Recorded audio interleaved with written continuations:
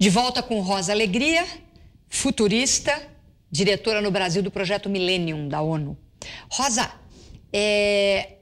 o que o projeto Millennium, de fato, neste momento, está rastreando como desafios mais emergentes? São 15 os desafios desse projeto, mas certamente existem aí 3, 4 que estão assim na pauta.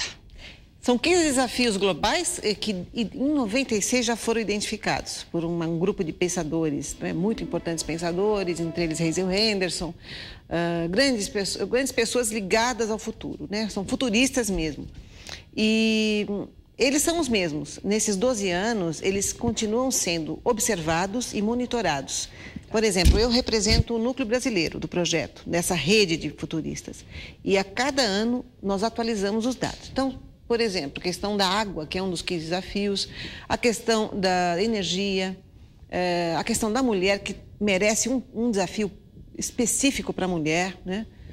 Tempo atrás foi feita uma conferência na Bélgica sobre esse tema, sobre o futuro da mulher. É muito difícil dizer para você quais são os 2, 3 ou 4 mais importantes. É porque eles são totalmente interdependentes, né? Nesse momento a gente está com muita preocupação, vivenciando um aumento avassalador da fome no mundo, né? Certo. Quer dizer, uma sequência toda de fatores que, perversamente multiplicados, estão levando o custo dos alimentos a um patamar insuportável para a grande maioria da humanidade. Então, quer dizer, hoje nós temos um negócio chamado fome, que já era crítico, e agora se multiplica numa velocidade geométrica. Quer dizer, eu estava outro dia lendo os dados da multiplicação da subida de custo dos alimentos no mundo. De 2006 para cá, a coisa foi tão impressionante que eu comecei a duvidar se o jornal estava certo ou estava errado. E depois eu fui checar estes dados e, infelizmente, estavam corretos. Se você olhar, Rosa, a questão da água, eu tinha dados de que no nosso país nós temos 18 milhões de pessoas que nunca tiveram acesso à água limpa e nunca terão. Agora eu fui checar os dados e já estamos próximos de 40 milhões de pessoas, de brasileiros, que nunca viram nem verão água limpa em suas vidas. Então, a gente olha isso pensando que isso é uma coisa lá pro, né? Nunca é com a gente, né, Rosa? Agora, eu fico olhando isto e como o mercado ético faz parte do cenário das comunicações, eu dediquei a minha vida inteira ao mundo da comunicação, a gente está vendo hoje também um momento de necessária, e não só necessária, quer dizer, ela é irremovível ruptura no nosso cenário.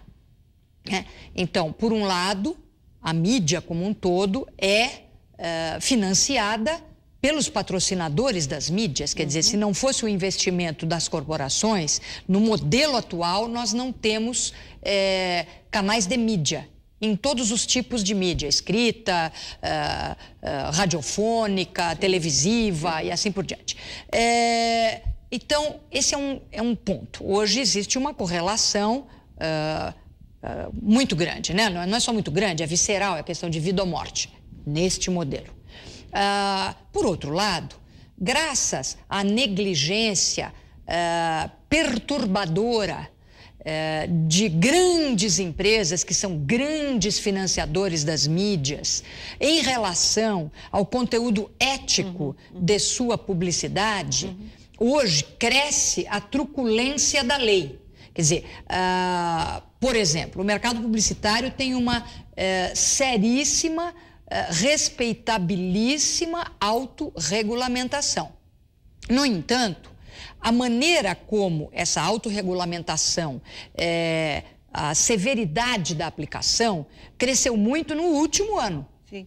Né? Se multiplicou de maneira assombrosa. É uma grande mudança. Houve verdade? Quer dizer, houve todo um momento em que nós mesmos, que nos autorregulamentamos, não sabíamos, por exemplo, qual é o efeito da gordura misturada com a farinha branca misturada com o açúcar refinado na vida de um ser humano. Até porque eu sempre tinha comido isso. Eu sempre gostei de todo esse tipo de comida. Então, para mim, isso nunca foi um problema. Subiu um pouquinho o peso. Aliás, são mais gostosas, né? Não é mais verdade? saborosas. Eu subi um pouco o peso, baixou o peso. Quer dizer, isso é um problema meu de balanço ou não balanço. Acontece que agora, eu acho que tanto nós, cidadãos, como a própria indústria, cada vez mais, assume a consciência de que grande parte das máquinas que estão aí, dos sistemas de fabricação, das matérias-primas utilizadas, da maneira de combinar matérias-primas, só para falar de alimento, podíamos falar de 10 mil coisas. Isso é terrivelmente nocivo à saúde. Então, entra o processo de autorregulamentação, começa a impor restrições, por exemplo, a propaganda de alimentos, especialmente no caso da criança. O índice de obesidade infantil no nosso país é de um crescimento impressionante, aliás, no mundo inteiro, no mundo ocidental inteiro, mas no nosso país de maneira muito flagrante. E aí começa todo um quebra-quebra, né? Como é que vai fazer? Eu digo a você que muda muito a relação, os pesos, as medidas, quer dizer, é a indústria que vai mudar em 24 horas, Rosa? A mídia vai buscar novas formas de se financiar? Os comunicadores vão poder contribuir neste momento de ruptura? Eu acredito na mudança que vem da sociedade. É nessa mudança que eu aposto todas as fichas. Sem, claro, descartar todo e qualquer poder que possa exercer sobre essa mudança o Estado, a legislação. Mas, e essa é uma boa notícia, eu acho que nós consumidores, né, e eu particularmente não gosto muito dessa palavra, ela começa a soar estranha nesse século XXI, você não acha? Ela é péssima. É preciso reinventar essa palavra, mas nós consumidores, na falta de uma outra palavra melhor, estamos cada vez mais empoderados e mais fortalecidos pela informação. Essa informação está trazendo uma vigilância incrível. As empresas passam a ser vigiadas por nossa capacidade de discernir aquilo que é bom e não é.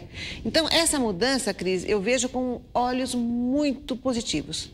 Mas a mudança essa mudança de consciência da sociedade, Rosa, ela é mais lenta do que a gravidade das consequências que a gente está vendo por aí. Mas ela está fazendo mudanças rápidas.